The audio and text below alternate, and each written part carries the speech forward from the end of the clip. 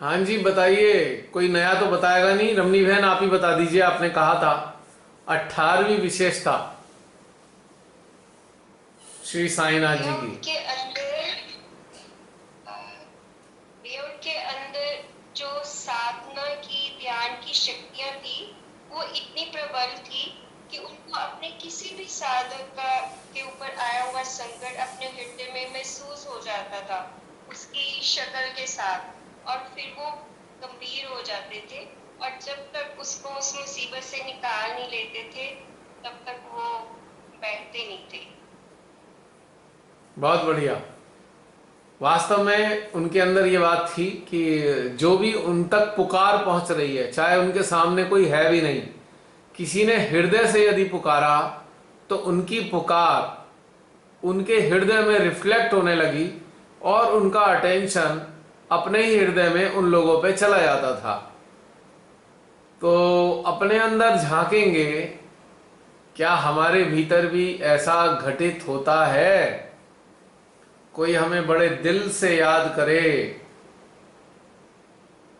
तो क्या हमारे हृदय में वह मानव प्रकट होता है? और प्रकट होने के साथ हमारी चेतना, हमारा चित्त, हमारी ऊर्जा उस मानव की ओर दौड़ पड़ते हैं।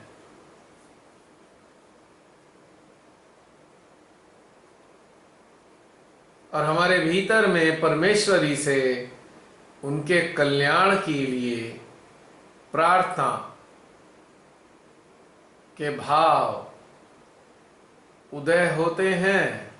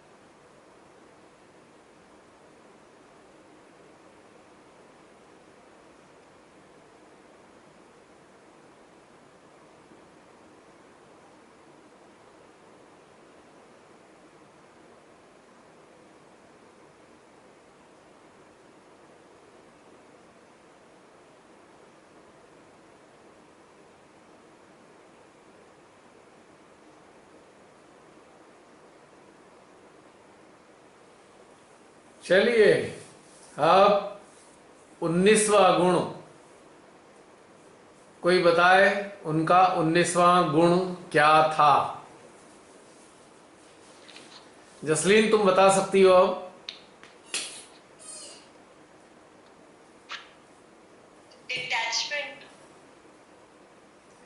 हाँ, डिटैचमेंट। निश्चित रूप से। चलिए, इस गुण के प्रति हम अपने भीतर झांकेंगे। हम कितने डिटैच हैं? जो हमारे संपर्क में लोग हैं, क्या उनके प्रति हमारे भीतर डिटैचमेंट है?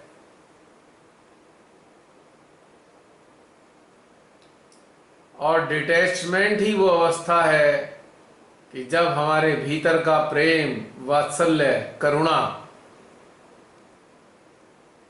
उन सभी के प्रति बहनी प्रारंभ हो जाती हैं। अटैचमेंट इस भाव को अवरुद्ध कर देता है, और डिटैचमेंट जितना अच्छे स्तर का डिटैचमेंट होगा, उतनी ही तीव्र इन तीनों चीजों की धारा बहना प्रारंभ हो जाएगी।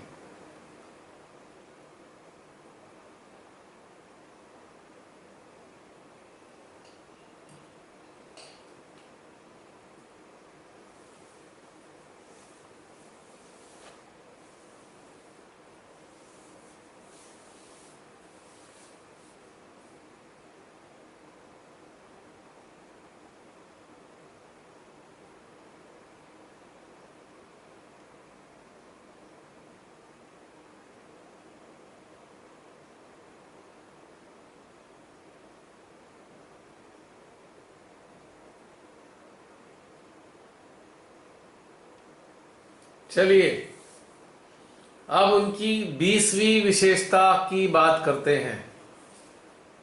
20th quality of Shri Sainath जी।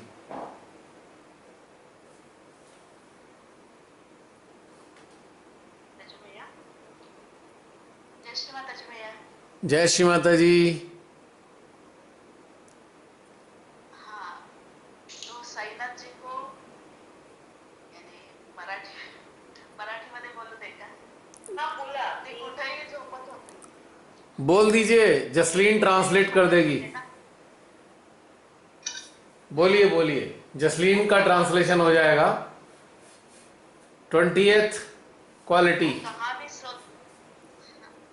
हाँ, ते स्वतःला काय असं महत्व देत नव्हते. कुठेही जमिनीवर झोपत होते, कसेही कपडे घालत होते. स्वतः म्हणजे मी फार मोठा महान आत्मा आहे असं ते स्वतःला कधीच समजले नाही. कुठेही जमिनीवर झोपत होते ते.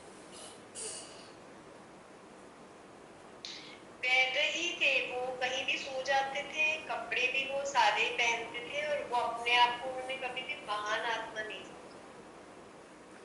ये तो हमने अभी बात की कि अपने आप को नगण्य रखा है उन्होंने। ये हो चुका है। ये हो चुका है बहन, ये वाला पॉइंट हो चुका है डिस्कस।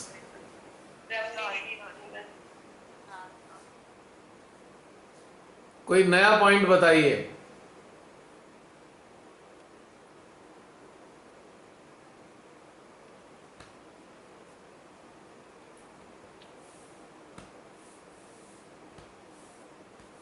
और कोई नया पॉइंट?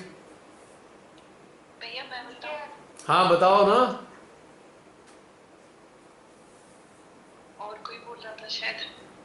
नहीं आप बोलो। बोलिए दीदी, आप बोलिए. बताइए बताइए।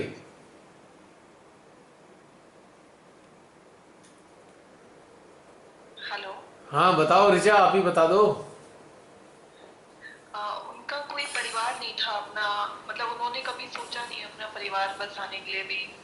मतलब ना तो उनके बच्चे थे, उन्होंने अपना परिवार कभी नहीं सोचा और पूरे विश्व को ही अपना परिवार माना. ये मुझे अंदर से आया अभी है. चलो ये बहुत अच्छी बात है। इस बारे में भी हम चिंतन करते हैं अपने अंदर झांक के कि उनकी जो विशेषता ये थी, उन्होंने अपने परिवार के बारे में इसलिए नहीं सोचा क्योंकि उन्हें पूरा विश्व ही अपना परिवार लगता था।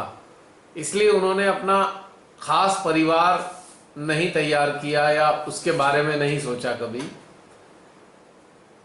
तो इस भाव को हम अपने अंदर लेकर उतरते हैं और महसूस करते हैं, क्या हम अपने परिवार तक सीमित हैं या हम वैश्विक स्तर पे सभी को एक प्रकार से अपना ही परिवार मानते हैं, या यूं कहें कि यह पूरा विश्व ही हमारा अपना परिवार है। क्या ये भावना हमारे अंदर बलवती है? वासुधैव कुटुंबकम की भावना हमारे अंदर विद्यमान है, या हम बस अपने एक छोटे से परिवार के प्रति चिंतित हैं और सीमित हैं और इसी परिवार के कल्याण की परमात्मा से प्रार्थना करते रहते हैं, या हम वास्तविक रूप में वैश्विक कल्याण की प्रार्थना परमात्मा से करते हैं?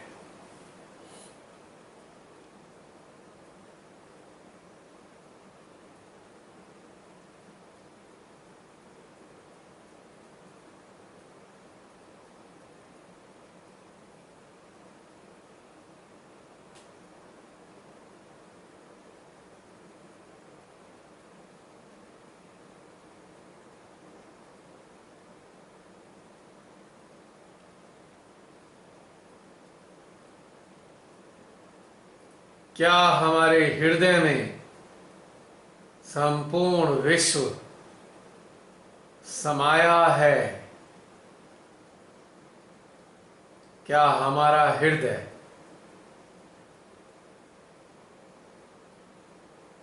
वैश्विक कल्याण के लिए धधकता है, धड़कता है।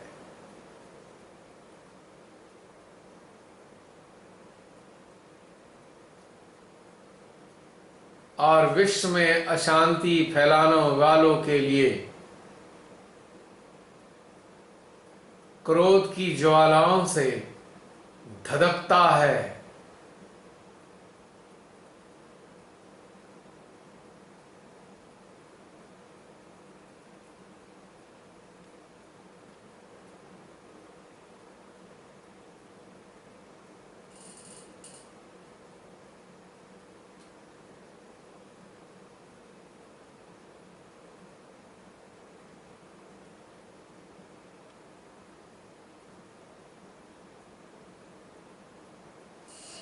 चलिए आगे बढ़ते हैं उनकी 21वीं विशेषता के बारे में बात करने के लिए। कोई भी बताए उनकी 21वीं विशेषता। उनको उनको उनके व्यवहार भी कहते हैं कि उनको देने से जो आत्मसंतोष उसको चेहरे पे दिखाई देता था। यानी कि जैसे उनका भिक्षा से कमाया हुआ अगर एक मुट्ठी खाना भी वो अपने लिए खाने के लिए बैठे हैं और कोई मतलब दर पे आ गया तो मतलब वो भोजन उनको देने से और वो खाना उसने खा लिया, लेकिन उनका जो आत्मसंतोष था वो भोजन ग्रहण करने से भी कहीं बहुत अभाव उनके चेहरे और अंदर में महसूस होता था। बहुत सुंदर। यानी कि उनके अंदर एक विशेष गुण था, दाता भाव। वो दाता भाव से युक्त थे और हर हाल में जो भी उनके पास आया और जो भी उनके पास उपलब्ध है उसको वो दे देते थे। यानी कि चाहे अपनी थाली में रखी हुई रोटियां ही क्यों ना हो और उसे खाने ही क्यों ना जा रहे हो, किसी आने वाले के लिए वो अपने थाली का भोजन भी छोड़ देते थे और उसको सर्व कर देते थे। यानी कि दाता भाव से युक्त थे। क्या ये दाता भाव, इस प्रकार का दाता भाव हमारे अंदर भी मौजूद है, या हम इसके विपरीत ऐसा व्यवहार करते हैं कि मानो कोई आ गया और हम तुरंत अपनी थाली के खाने को छुपा दें कि अरे भाई हमारा खाना कोई खा ना जाए। क्या हमारे अंदर इस प्रकार का भी एक भाव रहता है, या हम ये सोचते हैं कि जो हमारे दर पे आया है वो अपना पेट भर कर जाए, भले ही हम भूखे रहें पर उसका पेट भर जाए। तो ये विशेषता श्री साईनाथ जी के अंदर मौजूद थी। क्या हमारे अंदर भी ये है?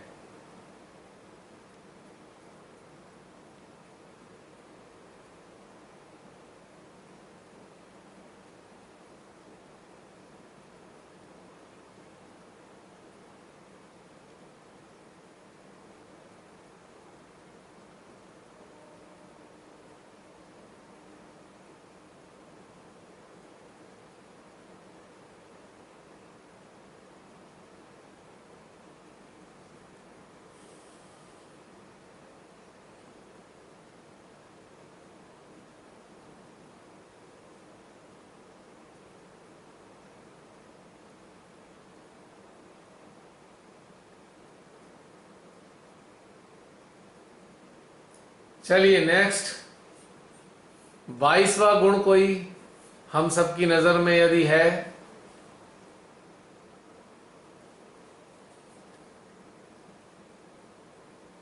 उन्होंने प्रकृति प्रेम को परमात्मा का प्रेम दर्शाया है अपने जीवन में।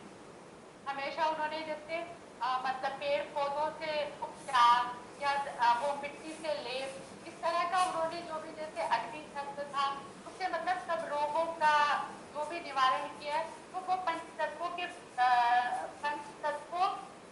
उसमें किया है कि ताकि लोगों को ये अनुभूति अनुभूति हो कि अगर हम प्रकृति से प्रेम करते हैं तो परमात्मा खुश होते हैं, तो वो हमारा प्रेम प्रकृति से प्रेम ही हमारा परमात्मा के प्रति प्रेम होता है।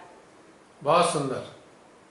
तो ये उनका 22वीं विशेषता थी कि प्रकृति को उन्होंने प्राथमिकता दी है, रोगों के निवारण में भी और परमात्मा के प्रति प्रेम को बढ़ाने में भी प्रकृति को जरिया बनाया है। यानी कि प्रकृति प्रेम माध्यम बना परमात्मा के साथ जुड़ाव का। अपने अंदर झांकेंगे कि हमारे अंदर किस प्रकार के संस्कार हैं, क्या हम रोगों के प्रति, रोग निवारण के प्रति प्राकृतिक चीजों को अपनाने में विश्वास रखते हैं या मानव निर्मित कृत्रिम दवाइयों के प्रति ललक रखते हैं।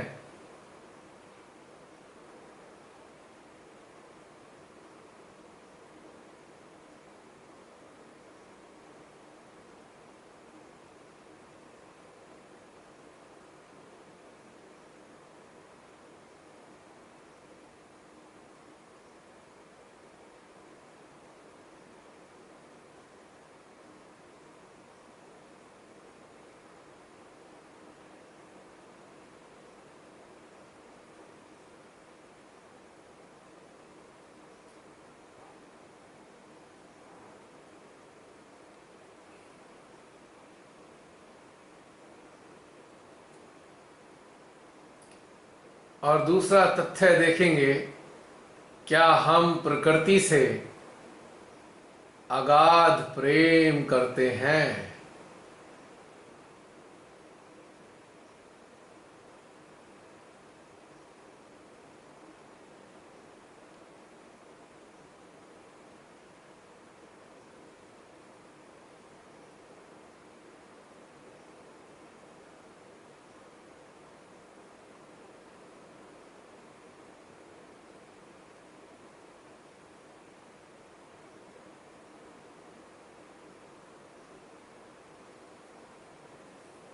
क्या हम प्रकृति को प्रारंभिक अवस्था में परमात्मा का ही दर्जा देते हैं?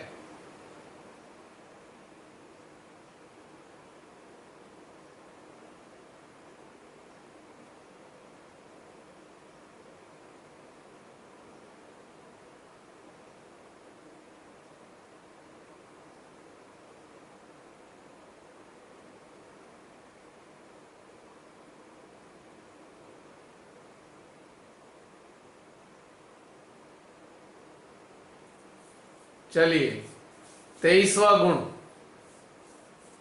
23वीं विशेषता साईनाथ जी की हमारी नजर में क्या रही?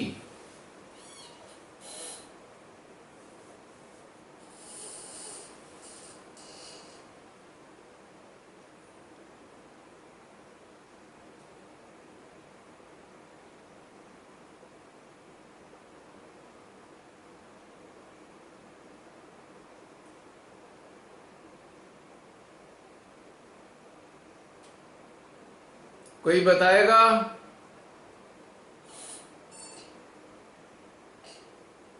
जो बता चुके हैं पहले वो भी बता सकते हैं दोबारा, कई लोगों ने बताया है।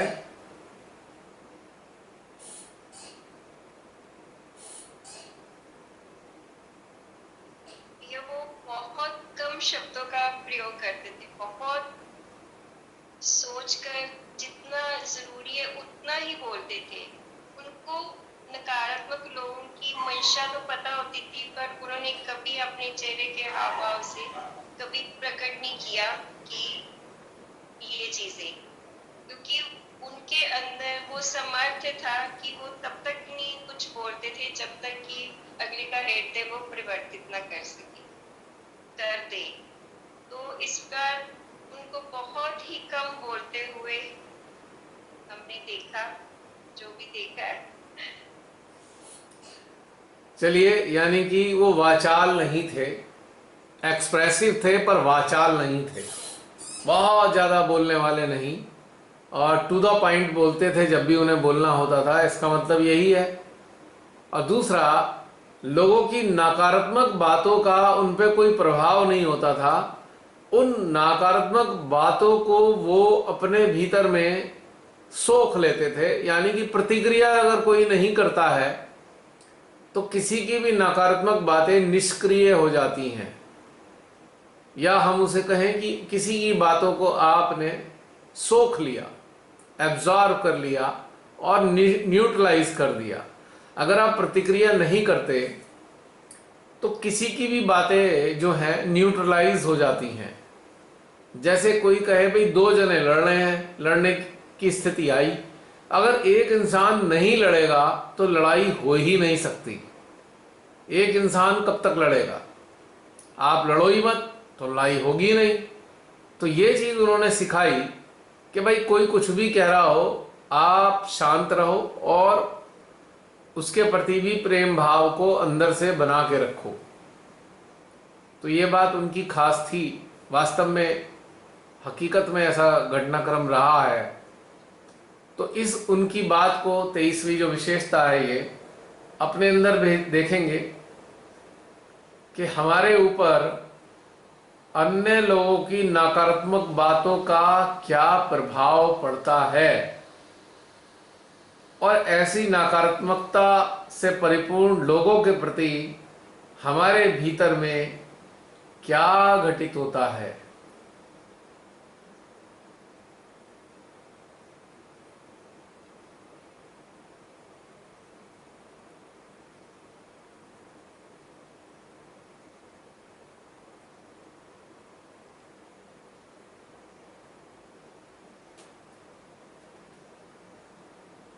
क्या हम हर एक इंसान की नकारात्मक बात का जवाब देने को तत्पर रहते हैं,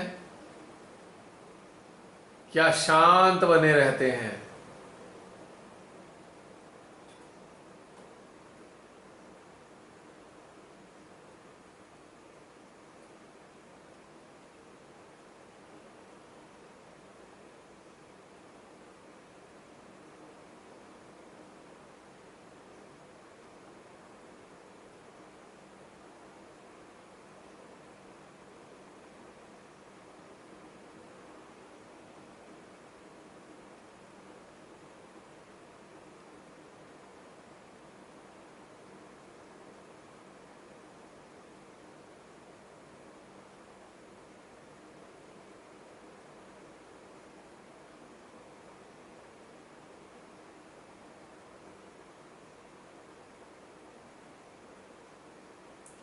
चलिए अब चलते हैं उनकी 24वीं विशेषता की ओर, 24th क्वालिटी।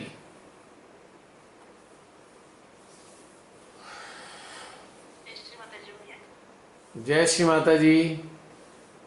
उनके पास ज्यादा वस्तुएं नहीं थी, नहीं रखते थे।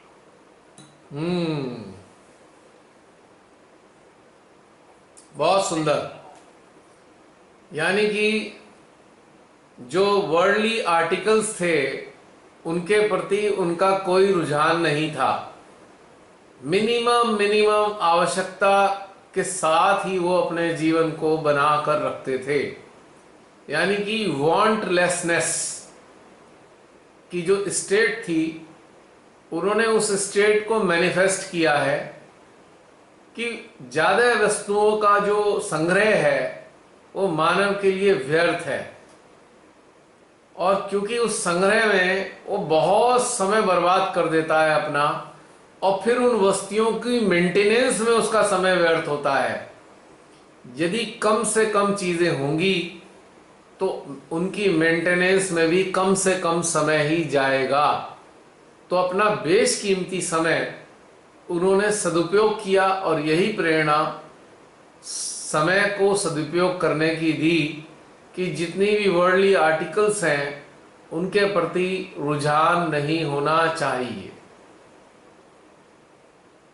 एक बार फिर अपने भीतर में झांकेंगे और अपनी अंतर्दशा को, अंतर्मन को, अंतर रुझानों को टटोलेंगे कि सांसारिक वस्तुओं के प्रति हमारा क्या नजरिया है, और उनको संग्रह करने के प्रति भी हमारा क्या नजरिया है।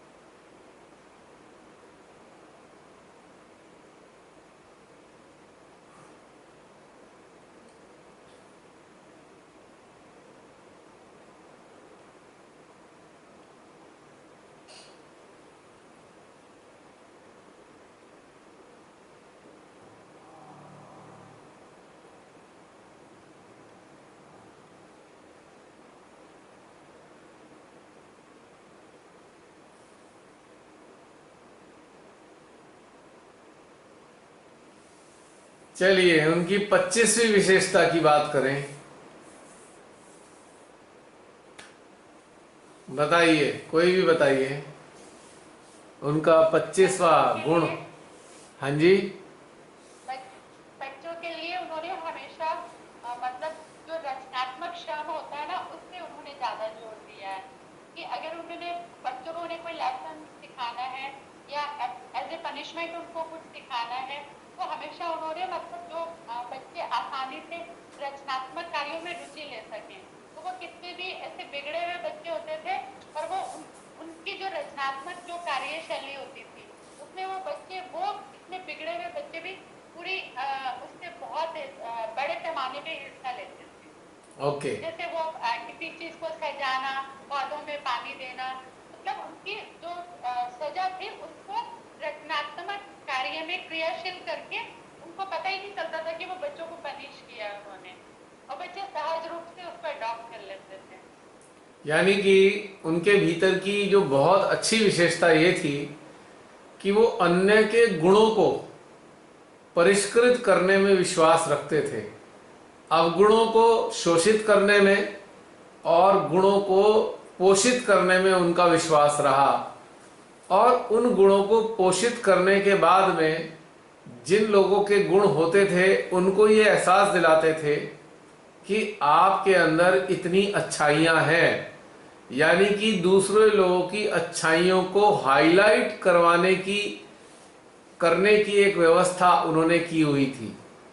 तो इसी के साथ में हम ये अपने अंदर झांकेंगे कि हमारे अपने संपर्क में जो लोग आते हैं उनकी बुराइयों को हम ज़्यादा महत्व देते हैं या उनके गुणों को ज़्यादा महत्व देते हैं, या बुरे से बुरे में भी हम कुछ गुण तलाशने की प्रवृत्ति रखते हैं।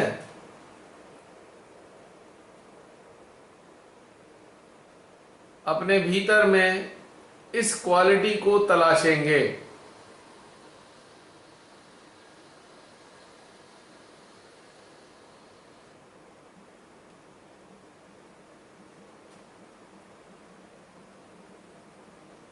हमारे संपर्क में अपने को निकृष्ट समझने वाले अनेकों लोग आते हैं। क्या हम उनके भीतर की निकृष्टता की भावनाओं को समाप्त कर उनके भीतर की जो उत्कृष्टता है उसको निखारने में विश्वास रखते हैं, या इसके प्रति वास्तव में कार्य करते हैं?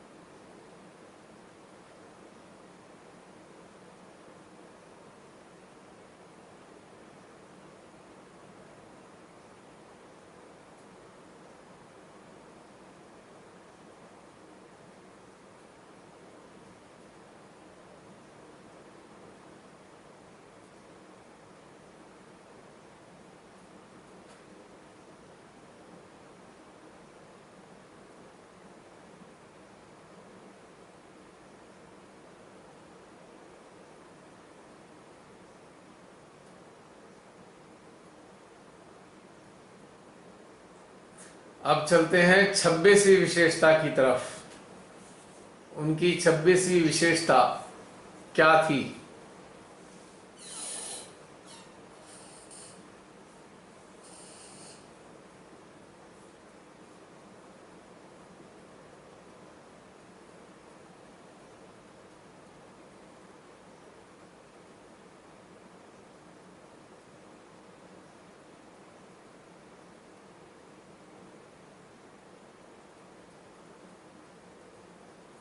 बताएगा कोई 26वीं विशेषता?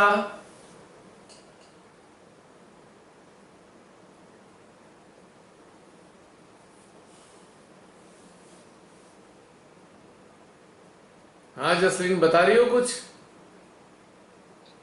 चिंतन कर रही हूँ क्या आ नहीं रहा। कोई बात नहीं। और कोई बताए अगर आ रहा हो तो।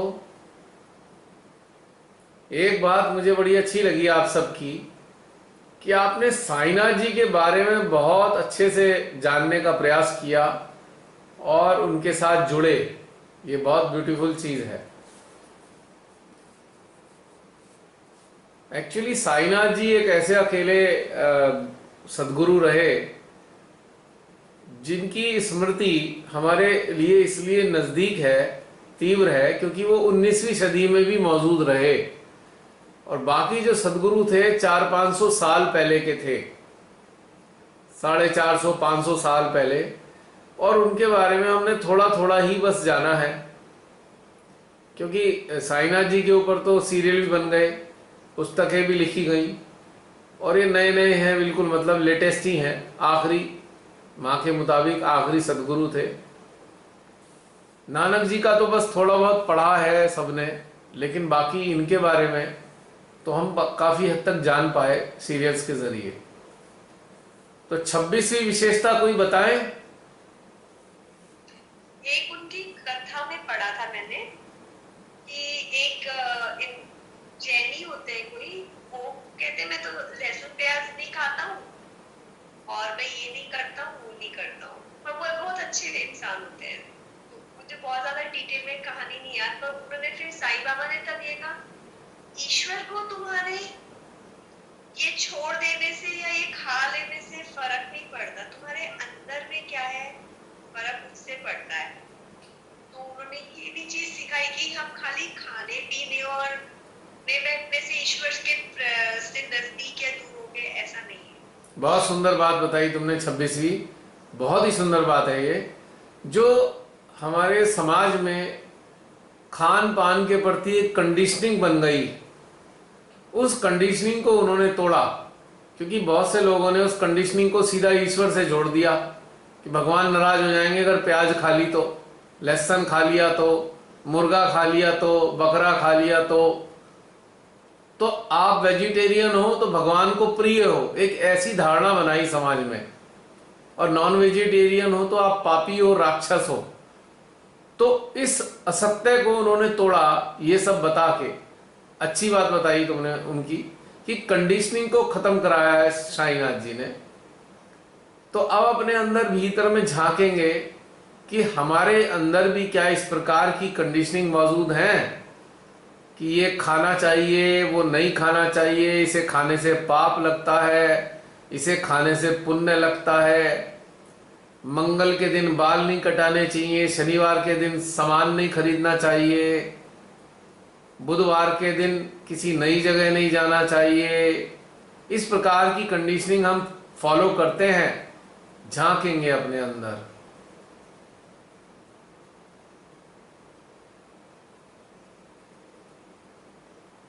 क्या हम किसी भी प्रकार की कंडीशनिंग से बंधे हैं?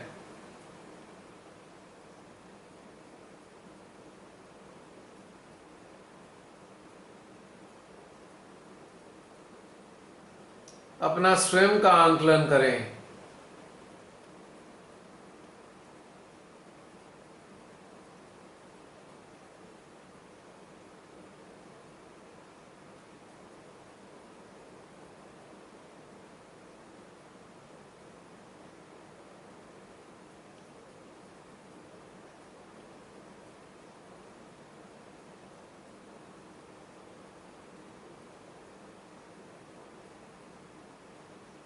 किसी भी प्रकार की कंडीशनिंग या बाह्य आचरण का संबंध परम पिता परमात्मा से बिल्कुल भी नहीं है। क्या हम इस सत्य को अपनी आत्मा में, अपनी चेतना में, अपनी जागृति में पाते हैं?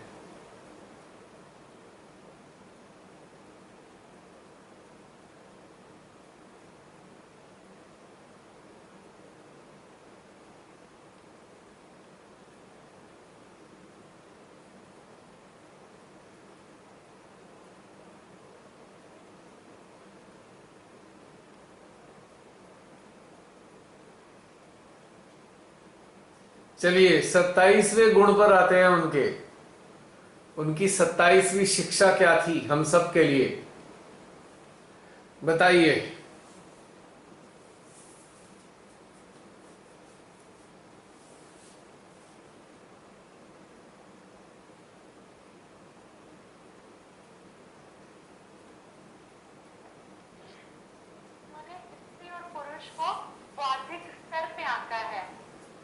बल पे नहीं आता। क्या चीज? स्त्री और पुरुष में जो मतलब स्त्री और पुरुष में जो आंकलन किया है वो बौद्धिक स्तर पे किया है। बौद्धिक कि स्तर? अगर पुरुष और जी अच्छा।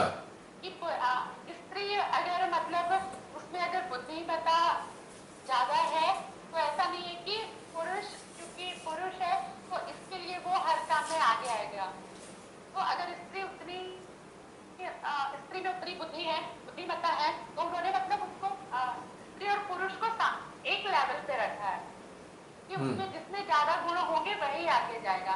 बहुत। ये कि स्त्री है वो कम रहेगी और पुरुष है तो वो हमेशा बाहर काम करेगा।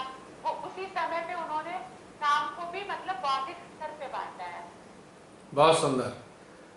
एक्चुअली उस काल में वो जो समय था, वैसे तो आज भी ये स्थिति है, हमारे समाज में स्त्रियों को निम्न माना जाता है।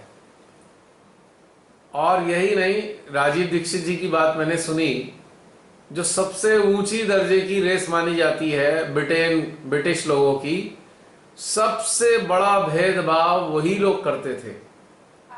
और वो तो राजीव दीक्षित जी का तो कहना यह है कि ये ब्रिटेन के जो लोग थे, ये लोग स्त्रियों के अंदर आत्मा को ही नहीं मानते थे, कि उनके अंदर आत्मा ही नहीं होती, इसलिए वो श्रेष्ठ नहीं है स्त्रियां। तो साईनाथ जी ने इस कुप्रथा को, इस कुधारणा को जो है उन्होंने समाप्त किया और उन्होंने स्त्री पुरुष की समानता की बात की और उनके गुणों के आधार पे। अब इसी बात को लेकर हम अपने अंदर जाएंगे। क्या हम अपने भीतर में ऐसा मानते हैं कि स्त्रियों से श्रेष्ठ पुरुष होते हैं?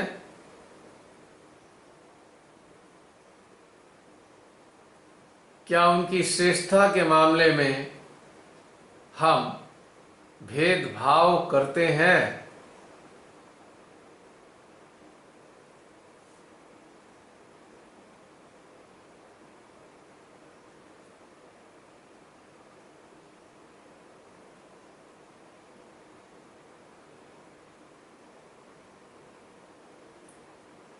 क्या हम में से कुछ महिलाएं भी अपने आप को पुरुषों की तुलना में कमतर आंकती हैं या बेहतर आंकती हैं या समान भाव में मानती हैं, समान रूप में ही मानती हैं?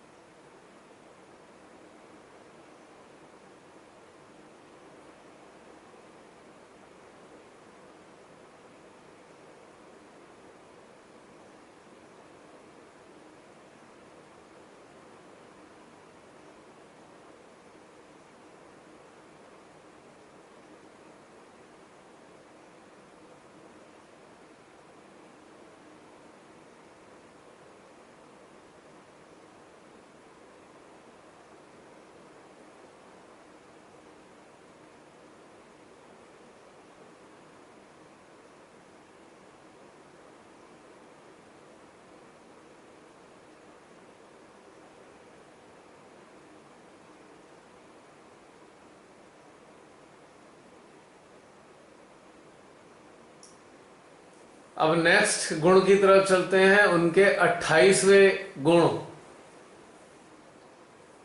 कि हम चर्चा करते हैं। कोई बताइए 28th क्वालिटी। उनमें दिन और रात नहीं था। अगर वो किसी के लिए पीड़ा महसूस कर रहे हैं तो दिन और रात उसी के साथ है। और उन्होंने मतलब डिस्टेंस हीलिंग के बारे में भी बताया कि कोई कहीं पे भी पीड़ा में है और वो उनको याद कर रहा है तो वो उसे हीलिंग पावर्स दे रहे थे। तो ये भी देखा है उन्होंने। यानी कि उनके पास किसी की समस्या के लिए ये विचार नहीं था कि अच्छा अब रात हो रही है कल देखेंगे, या अभी दिन है रात को देखेंगे। त्वरित निर्णय लेना और तुरंत कार्य करना डिस्टेंट हीलिंग के द्वारा यानी कि अपनी चेतना व चित्त की शक्ति का उन्होंने अन्य लोगों को लाभ देने के लिए प्रयोग किया है, लोगों की पीड़ाओं को हरने के लिए उसका प्रयोग किया है। और हमको भी ये प्रेरणा दी है कि हमें भी परमात्मा से जुड़कर पीड़ित लोगों के लिए प्रार्थना करनी चाहिए। अब वैसे तो हम सब इस चीज को पहले से ही जुड़े हुए हैं, हम लोगों का आधार ही जुड़ने का यही रहा है, अटेंशन वर्क। फिर भी हम उनके गुणों को मद्देनजर रखते हुए अपने अंदर झांकते हैं। किसी की पीड़ा का पता लगने के बाद क्या हम ये विचार करते हैं कि अभी नहीं, थोड़ी देर में हम उसके लिए कार्य कर लेंगे, या कल कर लेंगे, या रात को कर लेंगे, अभी घर में मेहमान आए हैं, अभी हम इस काम में बिजी हैं, या हमारी अंतर चेतना तुरंत इस कार्य के लिए सक्रिय हो जाती है, चित्त सक्रिय हो जाता है, चेतना सक्रिय हो जाती है।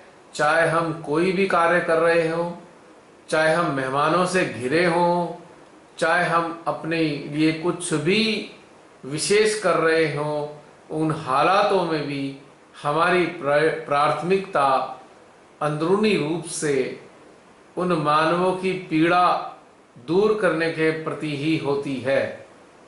झांकेंगे अपने अंदर।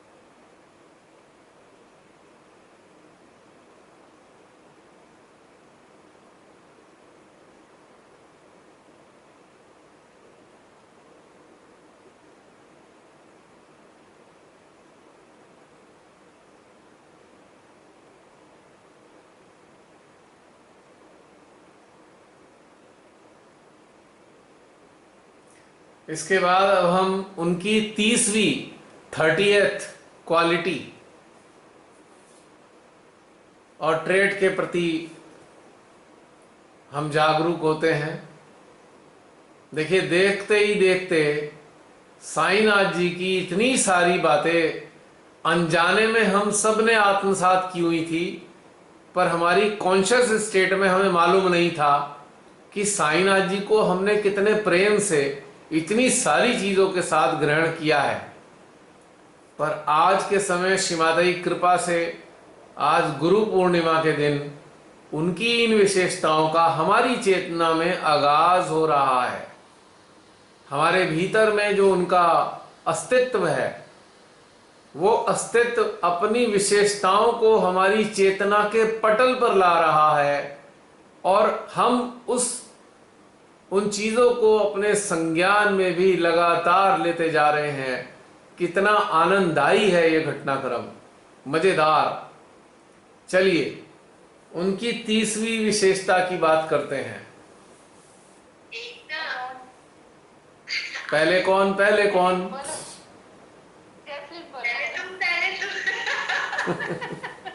कोई बात नहीं, बोलो तुम। ये दूसरे फॉर्म में है कि उनके अंदर निर्वाच्य प्रेम था गलत लोगों के लिए भी, पर मेरा ये वाला है कि उनमें उनको मालूम है सामने वाला गलत कर रहा है, पर उनमें ईगो नहीं रहा कि उन्हें बुरा लग रहा है कि बताओ ये लेवल पे आ रहे हैं लोग। जैसे मुझे इस तरीके से भाव आता है, इतने तुच्छ लोगों से कैसे ही इंटरैक्ट करेंगे, और उनमें ये भाव नहीं था। और मुझ में वो जागरूक मैं चाहती हूँ कि इतनी करुणा है उनमें कि वो मतलब फिर भी वो प्रेम ही दे रहे हैं। हम मुझे तो जैसे खराब लग जाता है, कैसे लोग इतने निम्न स्तर के कैसे इन लोगों के साथ इंटरैक्ट करेंगे। इसमें एक बात है जसलीन, हालांकि ये वाली बात हमारी इससे संबंधित बिल्कुल एक सी ही बात पहले हो चुकी है, लेकिन तुम्हारी बात के लिए मैं जरूर कहना चाहूंगा। साईनाथ जी का जो कार्यकाल था ना, वो काल एक अलग था। उस काल में अपने को परिष्कृत करने के लिए, परिवर्तित करने के लिए, ट्रांसफॉर्म करने के लिए बहुत लंबा समय पड़ा हुआ था। पर ये जो आज का काल है ना, इसमें समय नहीं है खराब करने के लिए मूर्ख लोगों के ऊपर। लास्ट जजमेंट का टाइम चल रहा है। This is a time of last judgement. You have to work for deserving people, not for useless people. Shri Mata ji वे बता चुकी हैं हमें ये। तो वो काल और ये काल में थोड़ा सा अंतर है। 100 ईयर्स का अंतर है, एटलीस्ट 100, एक सेंचुरी का अंतर है ऑलमोस्ट। तो यहां पे थोड़ा मैंने इसलिए इसमें इंटरप्रिटेट किया कि इस चीज को समझें और कहीं अपने अंदर हीन भावना न ले आए। अरे हम भेदभाव क्यों कर रहे हैं इस प्रकार का, ये तो बहुत बुरा है, होने दो, ये अच्छा है, होने दो। नहीं, अब टाइम नहीं बचा है, अब तो पर्टिकुलर कार्य करना है। जो डिजर्विंग कैंडिडेट है उनको ही सपोर्ट करना है इस वक्त। वो तो सारे काल कवलित होने जा ही रहे हैं। श्री माता जी ने कहा ही है ना, श्री कल की उन सबको वैसे ही अपने आप ठिकाने लगा देंगे। आप उन पे समय व्यर्थ मत करो। तो इसलिए तुम्हारे अंदर जो आ रहा है ना, ये ठीक है, मेरी नजरों में ठीक है। और मैं स्वयं भी, मेरे भीतर का अस्तित्व भी अंदर का कुछ इसी प्रकार का है। अरे यूजलेस इंसानों के लिए छोड़ो, ये कुछ नहीं होने वाला। अब कोई गधे को घोड़ा कैसे बनाओगे? नहीं बना सकते। अब टाइम बचा नहीं गधे को घोड़ा बनाने का। लास्ट जजमेंट चल रहा है, ये है बात। हाँ, कोई अज्ञानता में करे तो अलग है, पर कोई That's- दूसरा में कोई Yes. संलग्न है, अब इसमें परिवर्तन नहीं आएगा। अब देखो ना, श्री माता जी के श्री चरणों में 25-25, 30-30 साल रहने के बाद भी कुछ लोग पत्थर के पत्थर ही हैं, पत्थर ही हैं वो। ना उन्होंने अपने को तराशा, ना किसी और को स्वयं को तराशने दिया, ना ही श्री माता जी को अधिकार दिया कि आप हमें तराश दो। बस अपने ही अहंकार में डूबे रहे और वैसे के वैसे ही पत्थर के पत्थर ही रहे। अनगढ़ पत्थर पत्थर ही रह गए और समाप्त हो गया खेल। अब इस पत्थर को उठा के धारा बाहर फेंक देगी, उठा के कहीं पहुंचा देगी। धारा में इतनी स्ट्रांग है कि धारा उठा के डाल देगी कहीं। पत्थर का अवसर चला गया। एक पत्थर को घड़वाने का जो अवसर मिला था वो समाप्त हो गया। तो इसलिए आज का समय ऐसा है कि इस तरफ हमें जाना ही नहीं है। अब ये मैं मानता हूं। अब ये कितना सही है तो श्री माता ही जाने, पर इस बारे में पूरी एक दृढ़ता के साथ में एक पक्का वाला एक भाव है कि नहीं, लीव देम, छोड़ दो। एक्चुअली अंदर से प्रेम आ भी नहीं रहा, हम तो डेवलप करना चाह रहे हैं। यही ना। मजा आ रहा है। देखिए, प्रेम एक ऐसी चीज होती है, या तो आएगा या नहीं आएगा। You can not generate it mental level. मानसिक रूप से इसे आप तैयार नहीं कर सकते। वो प्रेम है, दिखावा नहीं है। दिखावे को आप 1000 तरीके से प्रस्तुत कर सकते हो, पर वास्तविक प्रेम को तो आप पैदा नहीं कर सकते। आता है स्वतः ही आता है, और नहीं आता है तो नहीं आता है। फिनिश। चलिए, हम 30वें गुण की बात करेंगे। अभी इसमें शामिल नहीं हो पाई है ये बात। हाँ, एक तो उन्होंने बोला था कि अपनी जड़ों से जुड़ाव, कि मतलब आपको अपनी जड़ों से जुड़ के रहना है। और जो जड़ों से नहीं जुड़ा है तो वो अपने लोगों से नहीं जुड़ा है। जो अपने लोगों से नहीं जुड़ा है वो गांव से नहीं जुड़ा, और जो अपने गांव से नहीं जुड़ा तो वो कभी भी नई रूप का निर्माण नहीं कर सकता। करेक्ट। यानी कि स्व से जुड़ना। मेरा ये है कि स्व से जुड़ना यानी कि हम जब खुद से जुड़ते हैं तो हम धीरे धीरे फिर बाहर जुड़ना शुरू हो जाते हैं। तो कहीं हम खुद से जुड़े ही नहीं होते तो इसलिए हम बाहर कनेक्ट हो नहीं पाते, और फिर वो कुछ नया जो होता है कि जो हमें नया कर रहा है या उससे जो नई चीज का निर्माण होगा, फिर वो कभी होने ही नहीं पाता। करेक्ट। उनका शायद ये मतलब रहा होगा, उनका मंतव्य शायद ये रहा होगा कि अपनी आत्मा से जुड़े। हमारी जो जड़ है, मूल जड़ तो हमारी आत्मा है। तो तो उन्होंने कहीं ना कहीं हमारी अपनी आत्मा से जुड़ने पर ही बल दिया है। इस बारे में हम अब अंदर जाएंगे नहीं, क्योंकि हम तो इसी चीज का अभ्यास बहुत लंबे काल से कर रहे हैं हम सभी, कि अपने आत्मा से एकाकार होने का। और ये वाली चीज के तरफ हम जा रहे हैं, और हमें पता भी है अपने अंदर अंदर कि हाँ, हम जुड़े हुए हैं या नहीं है आत्मा से जुड़े, हम जानते हैं इस बात को। तो 30वां गुण उनका अच्छा था, पर इसके लिए हमें अपने अंदर उतरने की जरूरत नहीं है, हम पहले से ही वो कार्य कर रहे हैं। हाँ जसलीन। मुझे मैंने ये एक्सपीरियंस करा है। पहले मैं फॉलोअर थी वो भी साईं बाबा का। अ, उनकी प्रेजेंस आपको फील होती है। आप बहुत डिस्ट्रेस्ड हो या आप प्रेयर्स कर रहे हो, आप उनको फील करते हो बहुत स्ट्रांगली। जैसे मैंने ये औरों से भी सुना है। हाँ, कैसे उनका उनके उसमें भी वर्णन हाँ, में भी, उनके वर्णन में भी बताया गया है ये बात। शायद सीरियल्स में भी बताया गया है कि वो एक तरीके से उपलब्ध हो जाते थे। वो लाइफ गॉड है, उनको ये हाँ माना गया है। हाँ, कि वो अपने आप को, लोग उनको अनुभव करते थे कि बस वो हैं, भले ही वो दिखाई नहीं दे रहे हैं पर वो हैं। अब ये समझ लो, ये जो 31वां उनका गुण है, ये हमारे अंदर डेवलप होना चाहिए। एक हाँ, यही सच्चे बात एक सच्चे साधक साधिका में, एक वास्तविक जागृत मानव के अंदर ये उत्पन्न होना चाहिए कि उसकी प्रेजेंस अप्रत्यक्ष रूप में और सटल फॉर्म में, सूक्ष्म रूप में लोगों को अनुभव हो।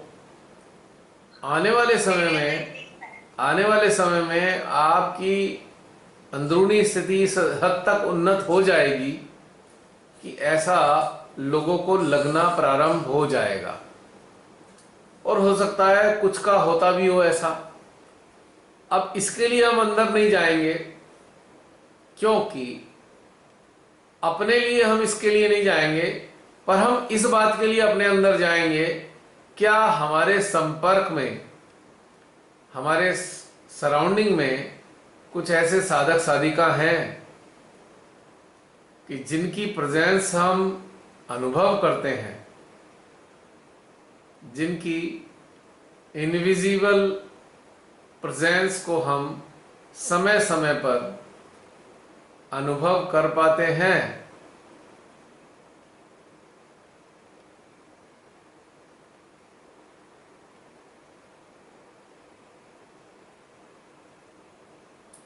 और उनकी ये सटल प्रेजेंस हमको राहत देती है। हम जिस किसी उलझन में हो, पीड़ा में हो, परेशानी में घिरे हो, क्या उनकी प्रेजेंस में ऐसा होता है कि हमारी वो पीड़ा, हमारी वो उलझन या हमारी परेशानी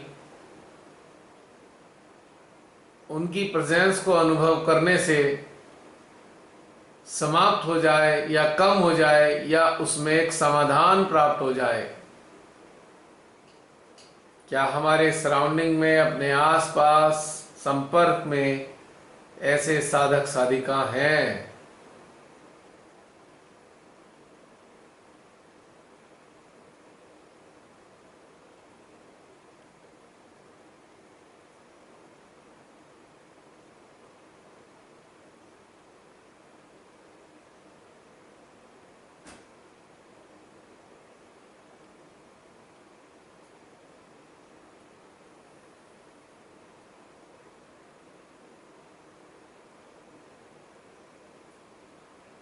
चलिए अब उनके 32वें गुणों की बात करते हैं।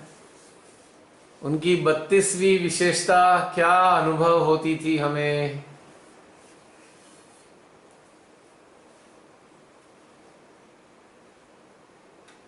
एक एक हमने उनसे जो सीखा है, मतलब कि कैसे माँ अन्नपूर्णा को आप मतलब कैसे माँ अन्नपूर्णा को आपके काम, उसमें माँ अन्नपूर्णा कैसे मतलब वहाँ पर क्रियान्वित, कैसे वो कार्य माँ अन्नपूर्णा की कृपा से बढ़ जाता है कि अगर उनकी एक मुट्ठी भी अगर उनके चावल में वो इतना ही उसमें चढ़ाते थे, तो सिर्फ 1 या 2 मुट्ठी जितना भी कमाया उतना उसमें डाल के उसको पका लेते थे। और फिर कितने भी गांव के, कितने भी बाहर से, कितने भी लोग आते थे, पर वो उसमें उनका सबका मतलब हो जाता था, सबका पेट भर जाता था मतलब। तो अन्नपूर्णा माँ के प्रति कैसे हम उनको श्रद्धा या जो भी उनके लिए है मन में, तो वो वहां से एक रसोई का एक वो गुण वहां से आया है।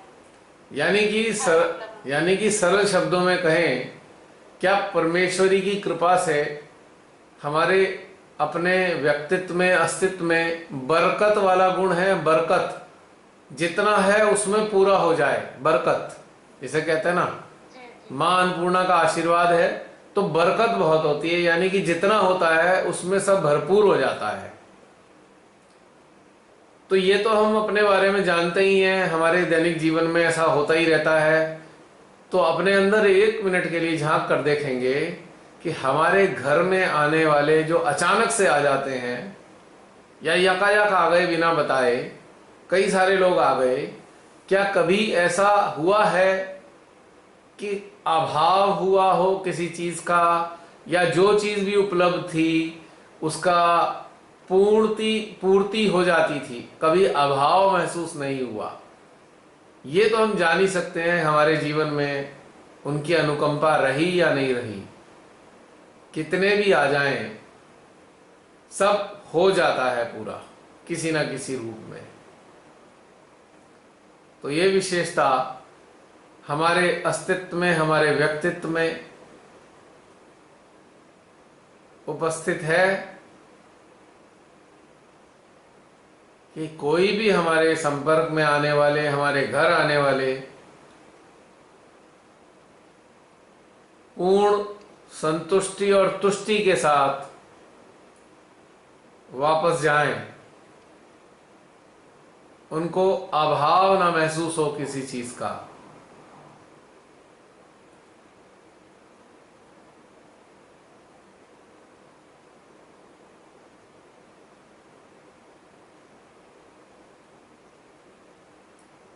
इसका वैसे संबंध इस गुण का दाता भाव से है। जिसके अंदर दाता भाव प्रचुर मात्रा में है, उसके जीवन में, उसके घर में बरकत सदा बनी रहती है। जो कंजूस होता है, जो लोगों को देने से बचता है ना, उसके ही घर में अभाव होता है, उसके जीवन में अभाव होता है। 1 मिनट जरा बैटरी चेंज कर लूं।